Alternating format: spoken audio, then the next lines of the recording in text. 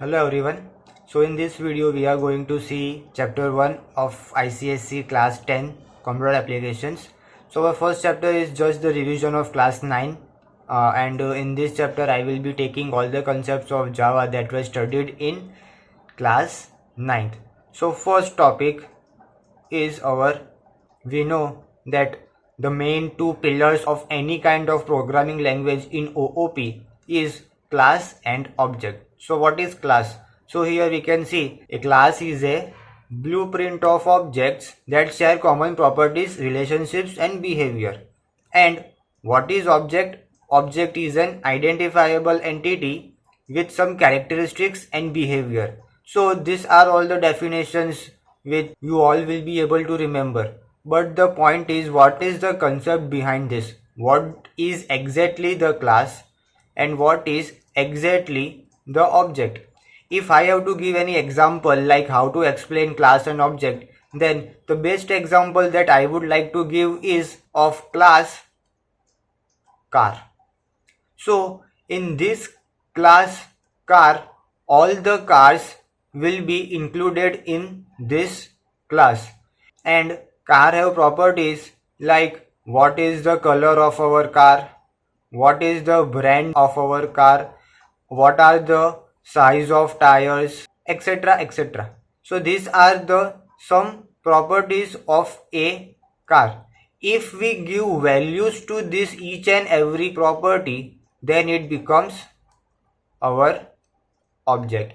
If color of our car is white, if brand is our Mercedes, if size of tire is 18 inches, so this becomes an object. Whenever the values of such properties are defined, the properties values is given, then that becomes an object. Now we all know that class is called an object factory. Similarly, in real life, the factory which produces these cars is called class. In that factory, we have all the instrument, we have all the parameters defined inside it. What are the features is to be given in the car, what is the size of the car, what is the structure of the car, what type of tires we have to install in the car, what type of features, what type of comfort, and so on, the specification of the car. So the factory of the car is called class, and the car which is produced, whether it is Mercedes, Audi, BMW or whatever it is, then that becomes our object. So this is one of the best example where we can show the concept of class and object. Now what about in terms of programming language? So whenever an application is developed, the application is written in some programming language, and that programming language is then distributed to all the app holders which they install in their mobile application.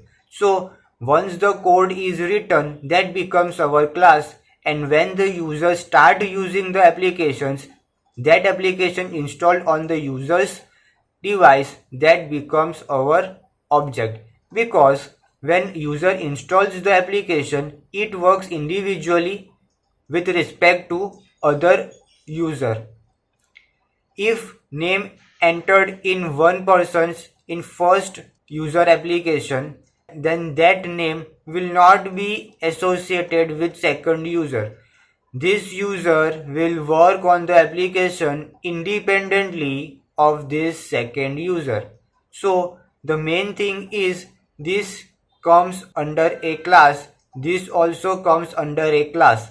So the main thing is this class is a blueprint, and from this blueprint, these all programs or codes are distributed to all other users which install the applications on their device. So this was the concept of class and an object. Next we have is OOP. What is OOP? We already studied in class 9 that OOP stands for Object Oriented Programming. So whenever in programming we use the concept of object, then that programming is called OOP. And Java is the best example of OOP programming language. Another programming language is Python. So these two are the best examples of OOP. Now what are the main principles of OOP? First is our data encapsulation. Whichever data that is entered in the program, that is encapsulated. Encapsulated means binded together. From the word only we can see that encapsulation. What is capsule? The medical capsule.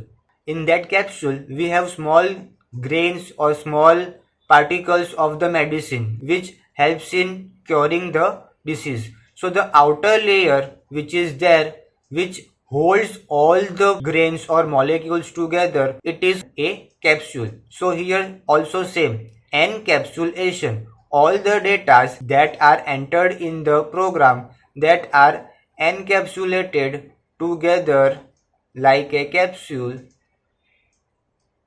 and therefore it is called our encapsulation. Data abstraction. Abstraction means abstract. What is abstract? Abstract is to hide something. So whenever the essential features are only shown and the unnecessary features are kept hidden from the user, then that principle is called our data abstraction. So simply, data abstraction is the act of representing essential details without including the background details. So whenever user uses the app, he is only concerned with the things that is on the screen. He is not concerned what is going on backend.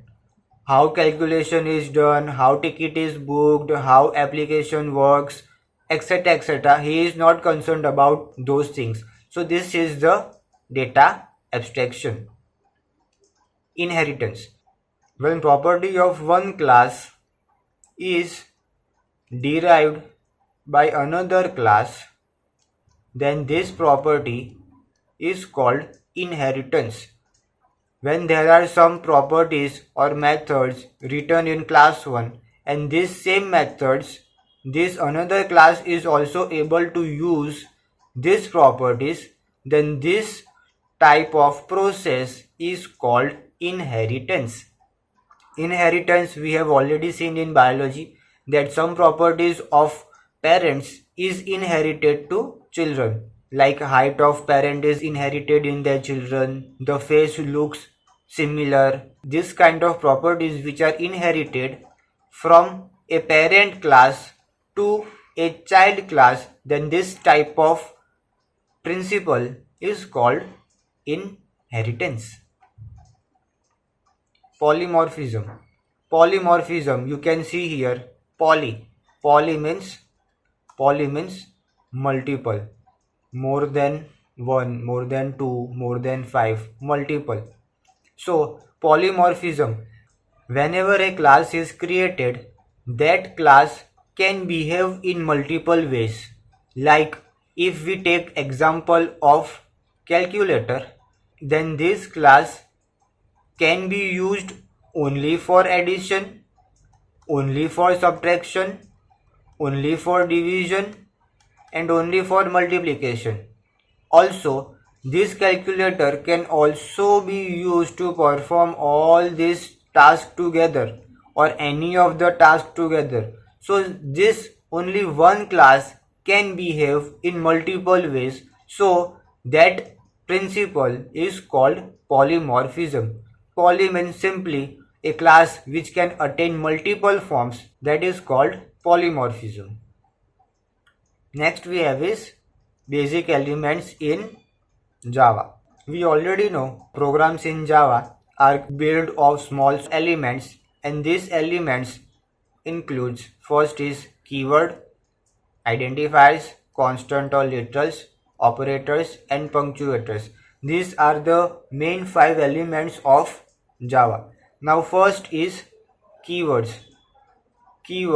The words which are reserved in Java in Java library which can only be used for specific purposes are called keywords.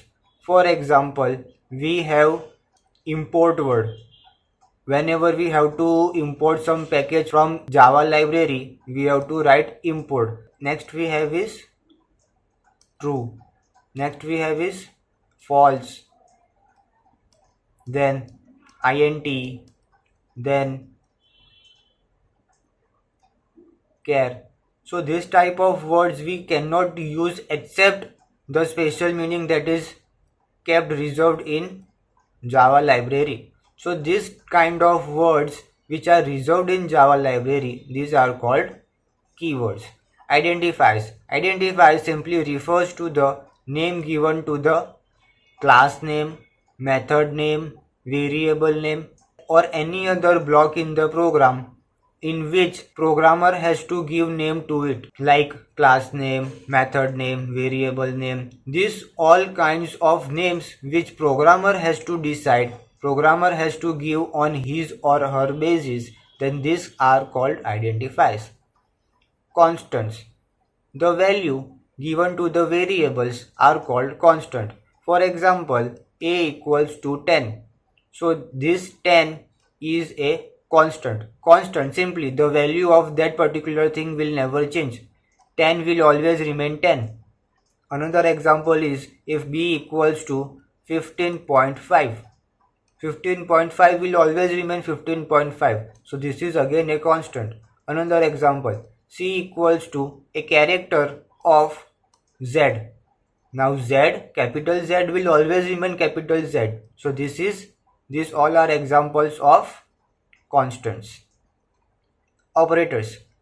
To perform any kind of operation, addition, subtraction, division, logical operations, we need operators. We already know that there are multiple types of operators. First is arithmetic operators, logical operators, bitwise operators, increment decrement operators, etc. So the elements used to perform any operation in program, those elements are called operators. If we have to add something, then we use plus. If we have to subtract something, we use minus. If we have to calculate on the basis of some condition whether this is true, then that should perform some operation, then this type of operation are called logical operators. So these are the operators. Operators simply means to perform any kind of operation on the data entered by the user. Punctuators. Punctuators we can also name them as separators. The elements in Java which separates one or two statements from each other, those are called punctuators. The most common example is semicolon. Whenever we write a line in Java, then we have to mention semicolon at the end of each statement. Semicolon, why we use semicolon?